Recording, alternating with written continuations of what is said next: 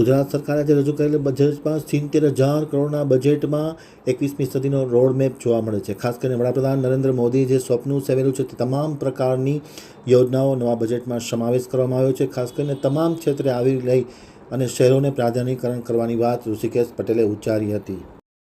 2025-26નું આદરણીય ભૂપેન્દ્રભાઈની સરકાર અને નાણામંત્રી કનુભાઈએ જે બજેટ 25-26માં આપ્યું છે, લગભગ 3,70,000 કરોડ ઉપરનું આ બજેટ એ સર્વાંગી વિકાસ અને 2047ના રોડમેપ સમ આ બજેટ છે.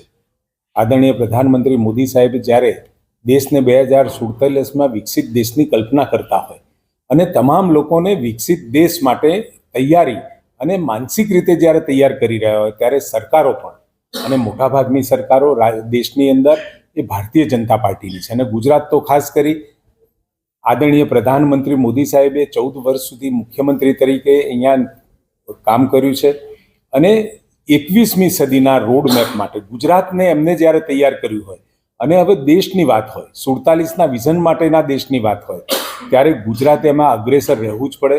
દરેક ફિલ્ડની અંદર જ્ઞાન, સાહેબે જ્ઞાનનો મંત્ર આપ્યો છે.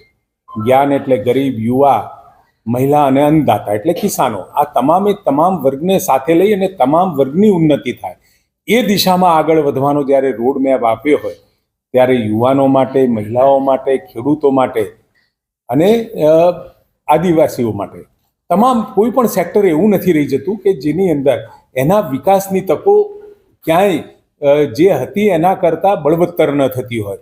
તમામે તમામ યોજનાઓ કે જેમાં દરેક વર્ગના લોકોને મહત્તમ બેનિફિટ થાય અને આગળ વધવાના પથ ખુલ્લા કરે એ રીતનું આ બજેટ છે.